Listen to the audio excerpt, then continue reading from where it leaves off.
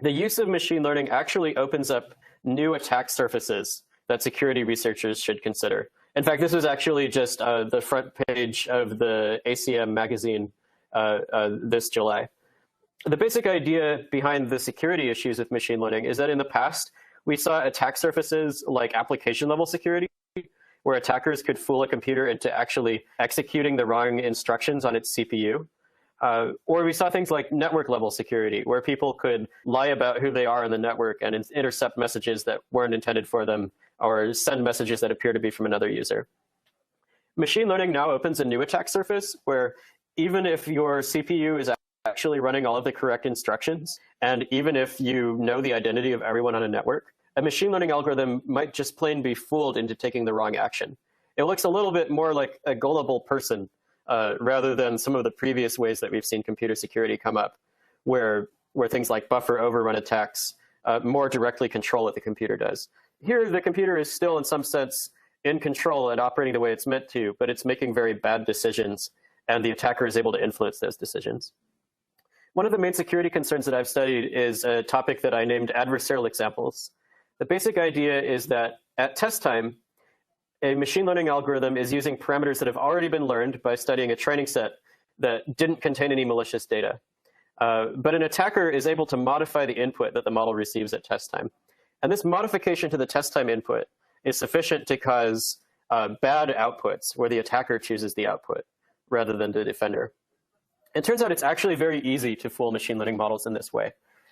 Here I show an image of a panda, and we add a very small perturbation to this image. I've actually scaled it down small enough that it isn't represented in the 8-bit image that we actually put in the presentation. So you can't actually see the difference between this image and this image. The neural net can see the difference, though, because the neural net receives the input using 32 bits of precision. It turns out that this modification, which isn't even enough to see on the screen, is sufficient to change the neural net's classification from about 70% probability of this being a panda to 99% probability of this being a gibbon. There's many other kinds of attacks that attackers can do at test time. They don't need to be little tiny modifications like that. We've seen things like graffiti on stop signs that makes them no longer recognized as stop signs, or even just creating really weird images out of their normal context.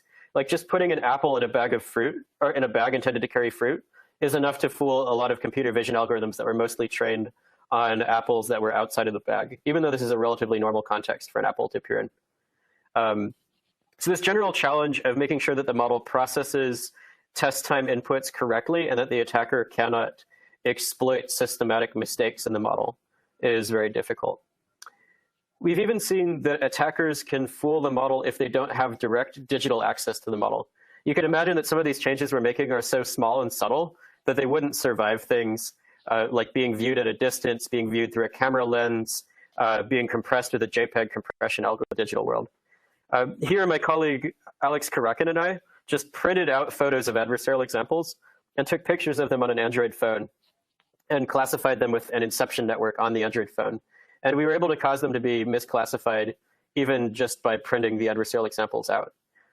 We didn't actually make any special effort to cause these adversarial examples to transfer through the physical world better than a baseline that had no design to operate in the physical world. Since then, other researchers have found even more reliable attacks by explicitly modeling some of the effects that happen when the attack is deployed in the real world.